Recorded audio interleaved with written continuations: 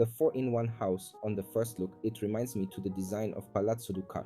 Because, contrary to all known architectural rules, the walls of this building are massive above and open below. But this situation is not disturbing. You never get the feeling that the top of the building is heavier. Guadalupe's modern Palazzo Ducale, that is very abstract of the 4-in-1 house. I am Mbakland, founder of BEA+, and I am going to talk about my personal thoughts about the 4-in-1 house.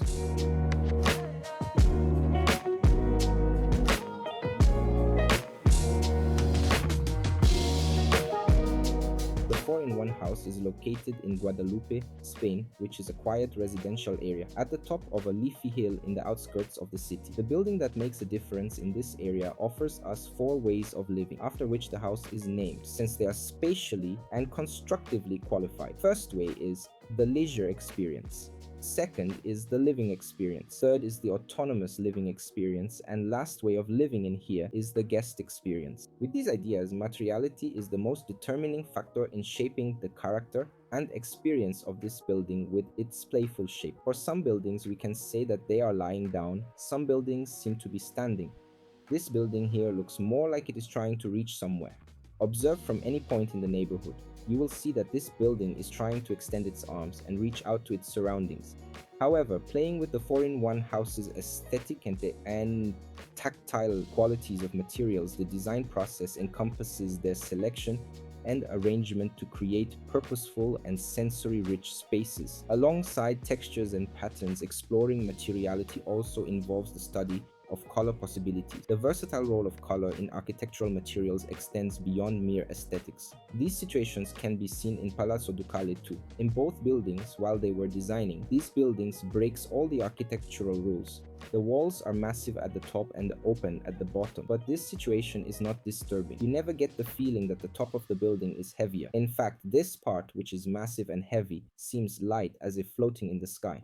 They've achieved this effect by covering the walls with a pattern of white and pink tiles in Palazzo Ducale, a pattern of white and blue tiles in the 4-in-1 house. This pattern is cut into the sides of the building in such a way that it feels like a large piece of fabric cut to fit the building. Even in the bright daylight though, they are more like a tent than a giant stone sculpture.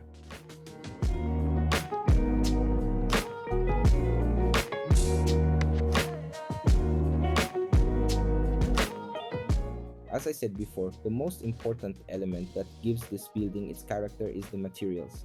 We can see that in the project there are 2 main materials. First one is exposed concrete and second one is tiles. Given that the architects of modernity were in search of purity of form, it stands to reason that the image of this modern architecture is almost inevitably rendered in white in the collective imagination. This rule, which is still in place for this project, meant that the volume above, which was designed with the guest experience, was finished with white tiles and a blue pattern that distorts its linear scale.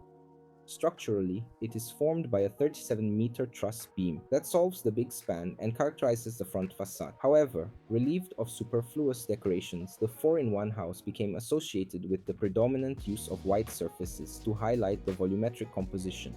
On the ground floor, exposed concrete, which is texturally contrasting to these tiles, was preferred. However, the architect, who was evidently disconcerted by the lack of visual interest presented by the concrete surfaces, employed the use of wooden molds with texturally rough surfaces to shape the concrete, thereby imparting a sense of structural integrity and depth.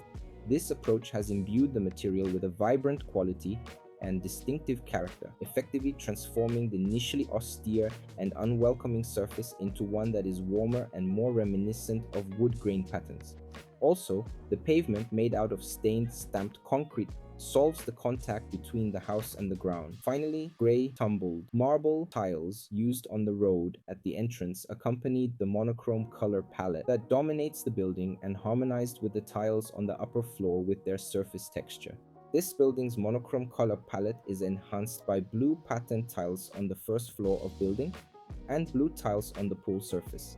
This situation created an abstract and simple language using gray marbles on the floor and white and blue patterned tiles on the walls, which resulted in a mural fully integrated with the architecture and building materials. This mural with abstract patterns is often cited by academics when they state that non-figurative language is the best match for modern architecture. Moreover, the garden's landscaping and greenery blend well with the exposed concrete, and the concrete's gray color is softened by a more vibrant green. Considering all its features, the biggest feature that attracted me to this project was the architectural design of this building challenges established norms by employing two contrasting trends commonly observed in contemporary architecture. On the one hand, the use of concrete in its raw, untreated form emphasizes the structural integrity of the building, while on the other, the smooth surface of tiles serves to disguise the same structural aspect. The successful application of a vibrant color palette between these two contrasting elements effectively creates the illusion of a floating volume, a design choice that is both innovative and effective.